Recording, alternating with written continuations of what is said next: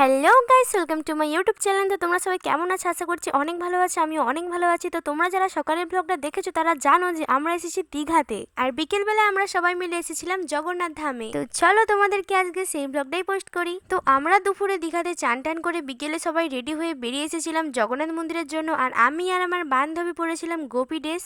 আমার বাবা এই গোপী ড্রেসগুলো মায়াপুর থেকে কিনে এনেছিল, আর ভেবেছিলাম কোনোদিন মায়াপুরে গেলে পরবো, বাট কবে যে যাবো তার কোনো ঠিক নেই, তাই এখানে পরে চলে এসেছি। আমরা সবাই ফার্স্টে টোটো থেকে নেমে ওখানে জুতা রাখার জন্য জায়গা আছে ফ্রিতে, সেখানে জুতো জমা দিয়ে তারপর এখানে হেঁটে হেঁটে যাচ্ছিলাম গেটের দিকে।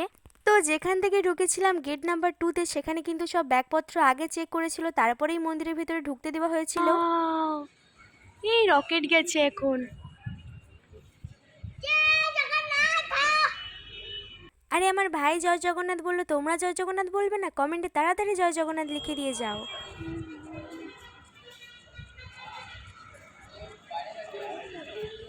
বাহ, কি সুন্দর লাগছে দেখতে জগন্নাথ মন্দিরটা।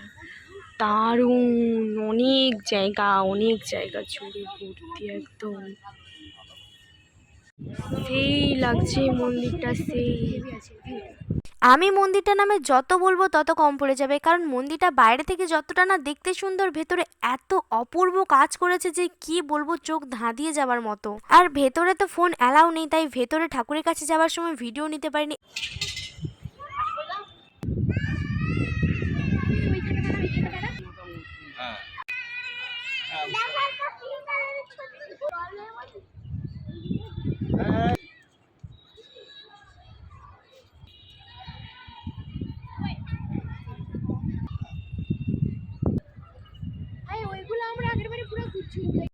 আর বিকেলের আকাশটাও এত সুন্দর লাগছিল যে কি বলবো। আর আমরা যখন যাই মন্দিরের ওপরটাই দেখো না কি সুন্দর লাগছে দেখতে।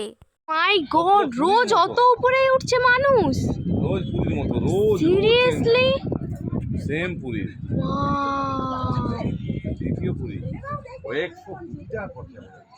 ওয়াও, দারুণ। আর ওই উপরে মানুষ রোজ পতাকা চেঞ্জ করে, আমি তো দেখে জাস্ট অবাক হয়ে গেছিলাম। আমি সেরকম কোনো ঠাকুরের ধামে যাইনি, তাই এইটা আমার চোখে দেখা সব থেকে বড় ঠাকুরের ধাম। আমি এখনো পর্যন্ত পুরীর জগন্নাথ মন্দিরে যেতে পারিনি। মাকে বললে দাঁড়া, বাথরুমে ঢুকে যা।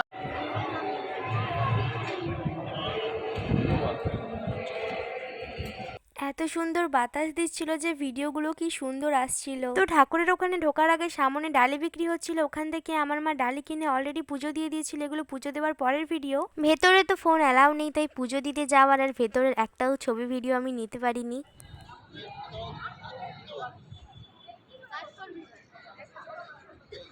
আর আমি এখানে সঙ্গীতাকে বলিয়ে বলিয়ে কটা ভিডিও ছবি নিচ্ছিলাম ভালোভাবে করে এডিট করব বলে।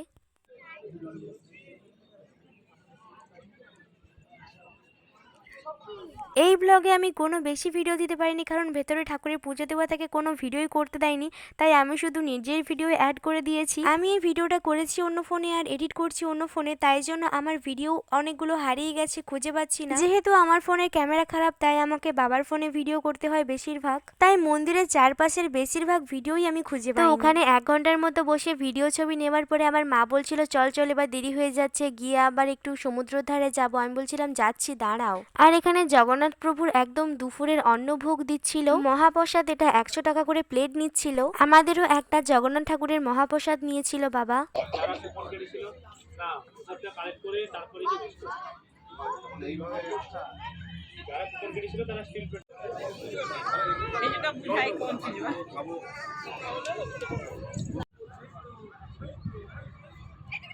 তারপরে আরও কটা ভিডিও ছবি নেওয়ার পরে আমরা এখানে ভোগ খেতে বসে গেছিলাম।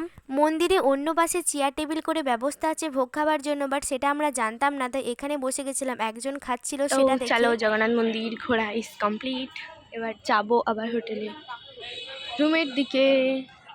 ইয়ে, ওয়াও, কি সুন্দর জায়গাটা। আর যাই হোক না কেন, দারুণ সুন্দর।